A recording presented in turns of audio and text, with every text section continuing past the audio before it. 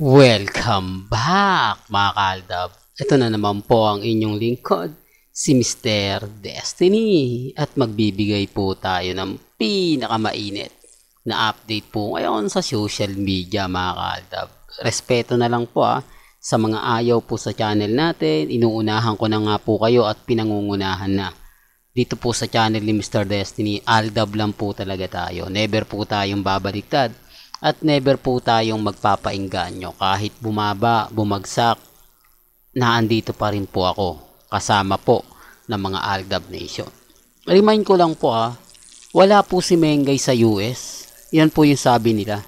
Naandito lang to sa Pilipinas at hindi naman po daw umalis. Kasi wala naman pong maipakitang ebidensya at resibo. Ginugulo lang daw po ng Armin ang mga bali-balita.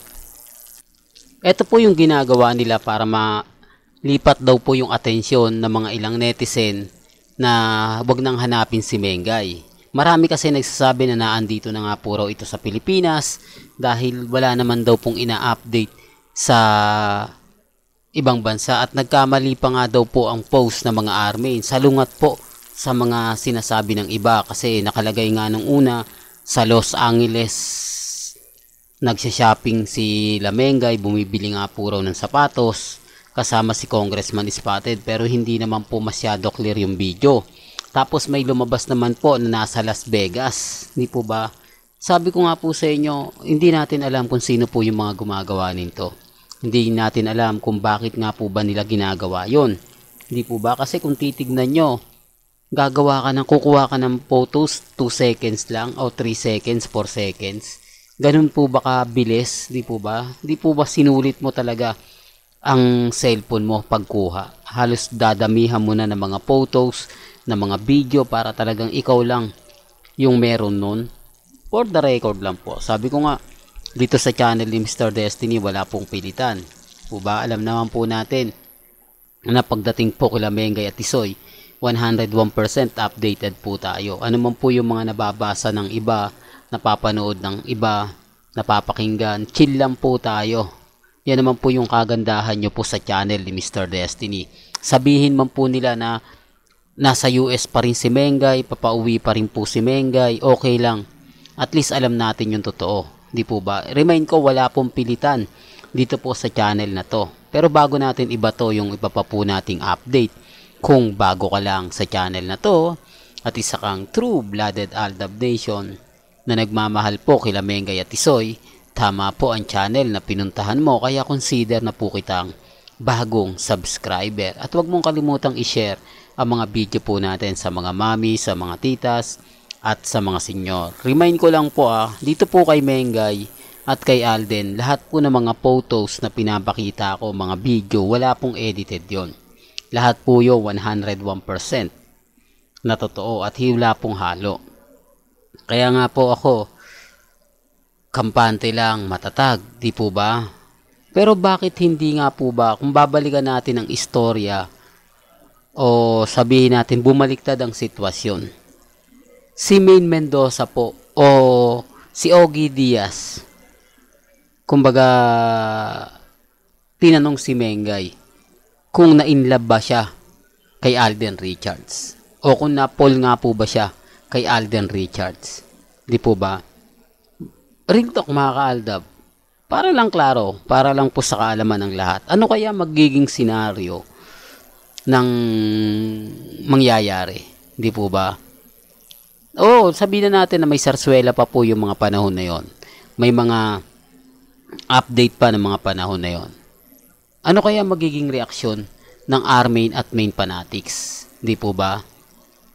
Na kung baga tinanong lang ni Ogie Diaz na nawala yung Aldab, di po ba? Hindi kayo nagkarelasyon, hindi kayo nagkaroon ng anak, pero ang huli kumbaga na Paul ka ba kay Alden Richards? Tapos ang sinagot nga po ni Maine Mendoza oo, di po ba? Sasabihin niya, magiging hipokrita ako pag sinabi kong hindi, di po ba? Ano kaya magiging reaksyon? Ano kaya magiging senaryo? Ibabas po kaya si Mengay?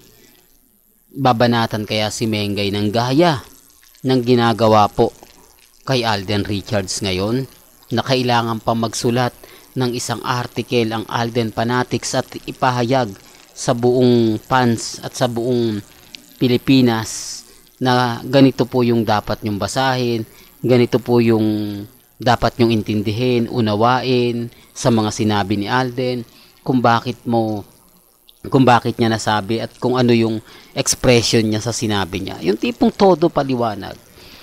Yung tipong kailangan mong ipaintindi sa mga basher. Di po ba? Masakit nga po. Kaya sabi ko nga po sa inyo, yung nangyari nga po talaga ay hindi po talaga kaaya-aya. Di po ba? Tapos ibaba si Ogie Diaz. Di po ba? Yung napakaraming pambabas. Ano kaya yung sasabihin niya sa vlogs niya? Sigurado magre-react to eh. Sigurado magsasalita siya. Si Boy Abunda kasi wala naman siyang YouTube channel. Wala naman siyang kumbaga magsasabing magpapaliwanag muna siya bago magsimula yung fast talk. Pero dito sigurado magre-react to. Ang dami kayang barkada ni Ogie Diaz na nagbibigay sa kanya ng update. Sasabihin, "Nako Ogie, nako binabanatan ka ng mga Alden Fanatics. Tinitira ka ng mga Alden Fanatics kasi doon sa sinabi mo, doon sa kumbaga pinaliwanag mo." Di po ba? Ganun kaya mangyari? Eto tanong ko, eto yung simpleng sagot ko, hindi po. Iba po talaga. Siguro, kumbaga mag-iiba lang. Pero hindi mababa si Mengay. Hindi siya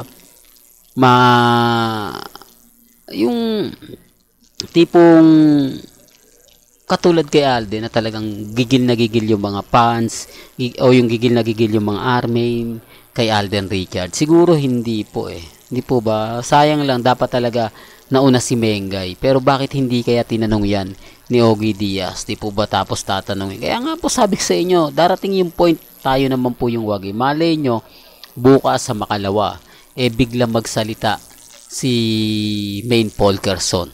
Di po ba? Gaya nga po ng senaryo ko. Ito, akin lang to ha. Baka naman sabihin nyo, ganto ganyan ka Mr. Destiny. Malay nyo, di po ba? Magdilang anghel tayo.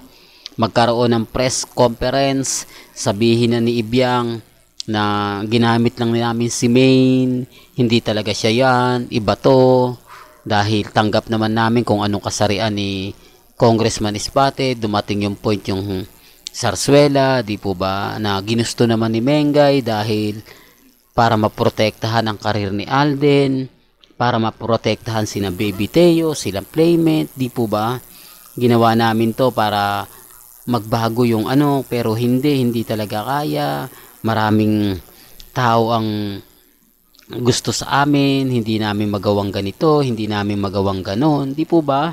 Sinasabi ko lang po para po sa kaalaman ng lahat. Sabi ko nga po sa inyo, malay nyo, di po ba, dumating yung point na ganon nga po mangyari. Pero hindi ko inaano to kayo na po bahala mag-react dyan. Kayo na po bahala mag-komento. Ang sa akin lang po, kung ano lang yung latest, kung ano lang po yung trending, dun lang po tayo. Di po ba? Yung senaryo ko lang ha. Baka umalat na naman ako, fake news yan si Mr. Destiny. Senaryo ko lang yun. Bahala na po kayo kung ano yung magiging opinion nyo sa sinabi ko. Di po ba? Well, hanggang dito na lang po yung updates natin ha. Kaya kung gusto nyo pa po ng pinaka-latest at sariwang update, abay tutok lang po kayo dito sa channel ni Mr. Destiny para updated po kayo sa mga latest at sa mga bagong video po na ilalabas po natin maya-maya lang. Hanggang sa muli, salamat po sa panonood at pakikinig.